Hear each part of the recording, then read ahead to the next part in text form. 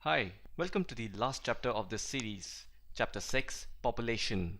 So, as the name of the chapter suggests, population. Therefore, we are talking about people. The people are important both for development of the economy as well as society. Now, clearly human beings are producer and consumers of Earth's resources. This statement should be absolutely clear in your mind. We produce and we only consume. Now to distribute Earth's resource, we have to ask three main questions. How many people are there and where are they located? And the second question is, how has the population grown and changed through time?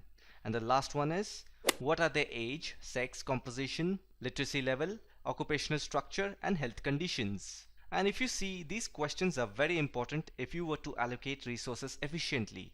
By the way, allocation of resources also means economics. Just keep that handy.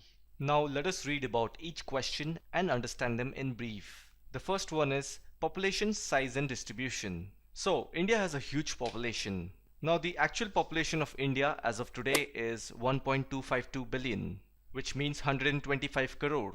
Now these many people are unevenly distributed all over the country. That's why you'll see some states have more people than the other.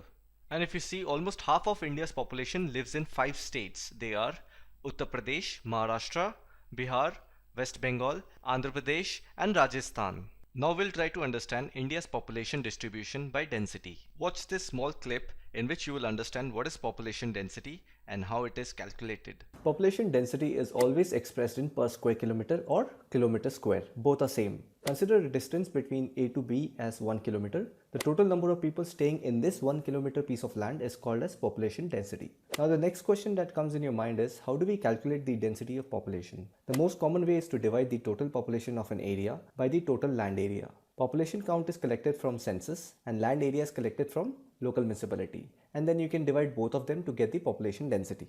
Now that you understand what is population density, India's current population density is 382 person per kilometer.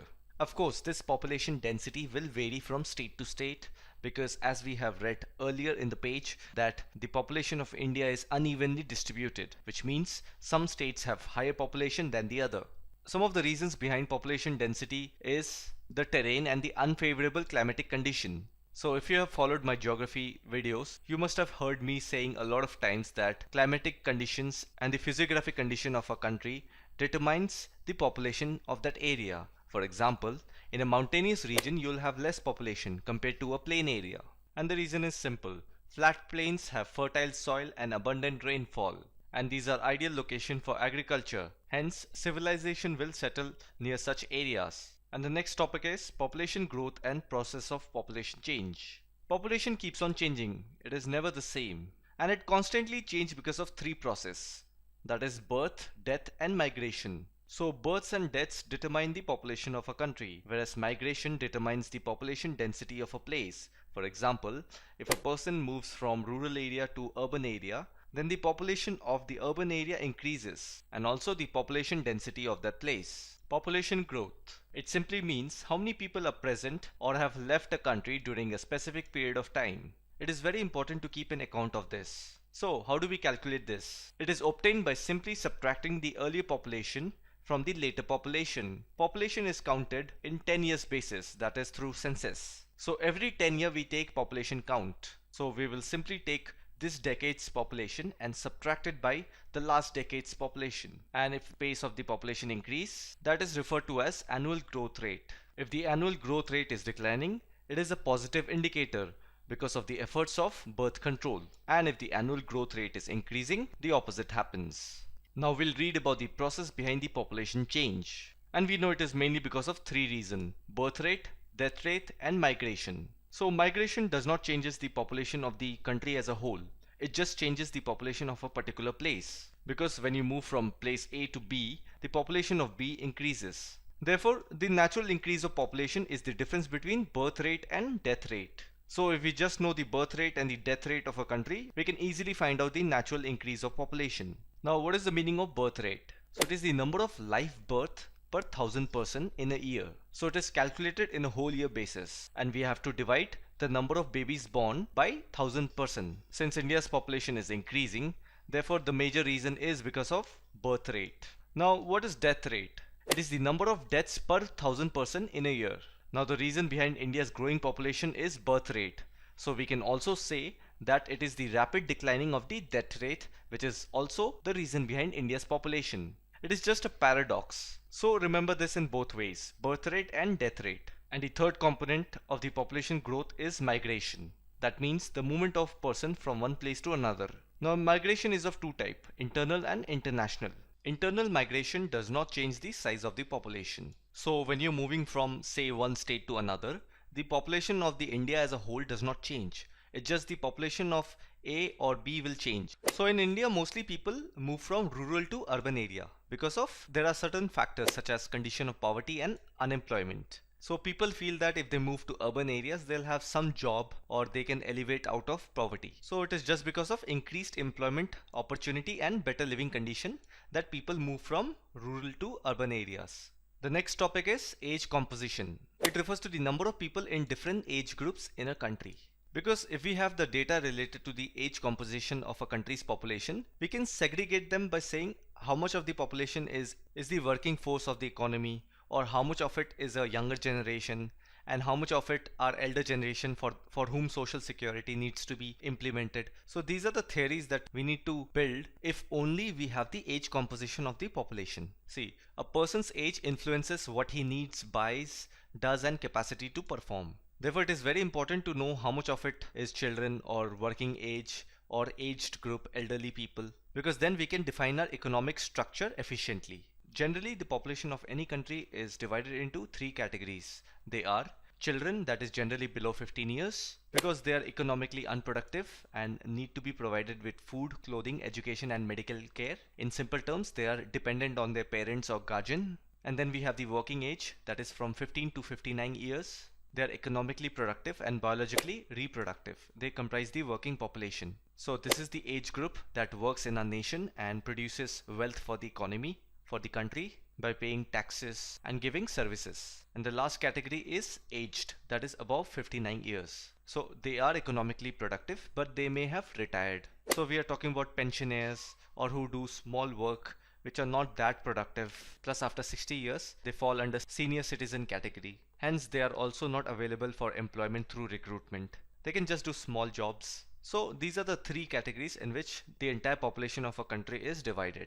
Now we'll read about sex ratio. So it is the number of females per 1,000 males in the population. So we will take the number of females in a particular place and divide it by 1,000 males of that population, and that's how we'll get the sex ratio of a particular place. So this information is very important because to measure the extent of equality between males and females in the society. So all the social initiatives taken by the government towards women empowerment is taken by looking at the sex ratio. In India, it has always remained unfavorable to females. So if you see this table, always the sex ratio is lesser for females. So this was the meaning of sex ratio. Now we have literacy rates. So the meaning of literacy rate is educated citizen that can make intelligent choices. So obviously it is very important quality of a population. The higher the literacy rate, the higher it is assumed that the population is developed. So low level of literacy are a serious obstacle for economic improvement, because then there will be no innovation, there will be no research and development.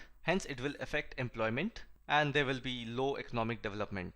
So you understand the cycle. So the meaning of literate is a person who is above 7 years, can read and write with understanding in any language. So this was about the literacy rate. Now coming to the occupational structure. So it refers to the distribution of population according to different types of occupation. So basically occupation in any country is divided into 4 categories. But here we are just talking about 3 categories. They are primary, secondary and tertiary. So primary activities include agriculture, animal husbandry, forestry, fishing, mining, etc. In simple terms, you are putting direct hand into the natural resources and extracting them. And the secondary activity includes manufacturing, industry, building and construction. In simple terms, whatever that you took out from the primary activity, that needs to be processed, cleaned, well made and then taken to the outside public.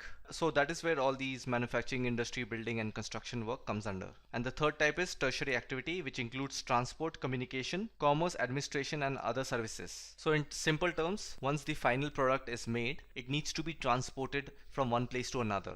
It needs to be sold to people through services. It needs to be administered, monitored, or stored. So those kind of work falls under tertiary activity. The next topic is health. It is an important component of population composition which affects the process of development. So just think of it this way. In order to achieve your goals in life, you need to be healthy, because if you're healthy, then you can put in all your efforts in becoming what you want. And when you become what you want, you will contribute towards economic development of the nation. So even the government is very interested in keeping you healthy, because it understands how much it is important to keep you healthy so that you can be productive towards the nation's economic development by paying taxes. And it is a fact that the death rate in our country has declined. So there was a time when people used to live only till 36 years, but today people are living up to 64, 70 years. So there is a significant change in the death rate. And one of the reasons behind that is because of prevention of infectious disease and application of modern medical practices in diagnosis and treatment of ailments. So there has been a huge development of medical science in recent years in our country. And because of that, people are able to find cure to ailments and diseases, which is preventing them from death, and hence the life expectancy is increasing. And that's a good sign for a nation. So the government faces many challenges in order to keep us healthy. For example, the malnutrition afflicts a large percentage of our population. People are not having sufficient amount of food, calories that is required to an average human being. And then we also have problems related to safe drinking water. Then some areas in India lack basic sanitations. So these are some of the problems that need to be tackled, and there has to be an efficient population policy. So once these things are nicely addressed, fully addressed, then we can compete with the developed nations in terms of economic development.